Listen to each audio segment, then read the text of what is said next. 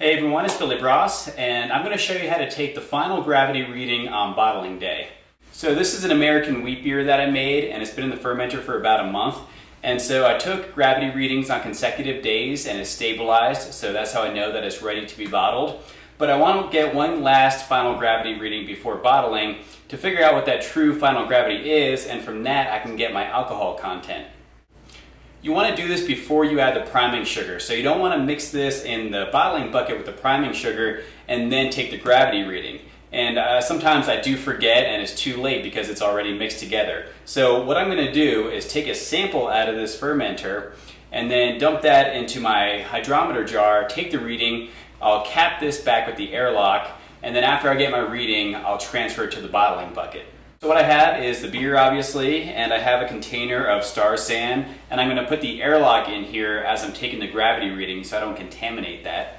I also have a mason jar, and I'm going to put the sample into here first and then put it from here into the hydrometer jar. It just makes it easier as opposed to going straight into the hydrometer jar.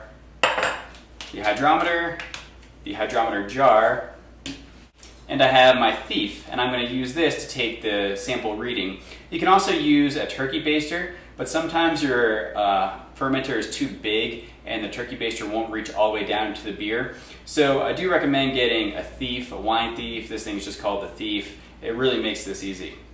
So I'm going to take the airlock off the carboy, put it into my bowl of sanitizer and just set that aside.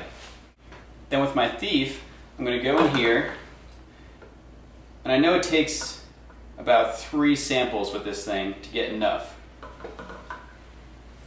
So I'm going to squirt that into the mason jar. It doesn't need quite 3, but I always have a little bit extra and that just becomes my sample. So I'd rather make sure that I have enough as opposed to having to take the airlock back off and go in for more.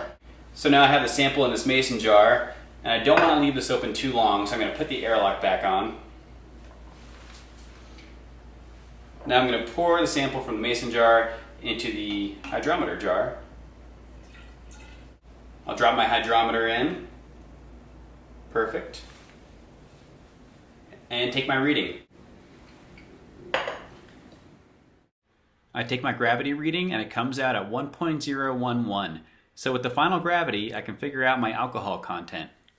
Now, if you don't have one of these things, this thief, another thing you could use is your siphon. So I could use my auto siphon and siphon into the mason jar and do it that way. It's just easier with a thief. It's harder to control the siphon. And if you do use this, that's where the mason jar really comes in handy. What you don't want to do is siphon right into your hydrometer jar. You're just asking for a mess. With that step complete, I transfer the beer into the bottling bucket and bottle like usual.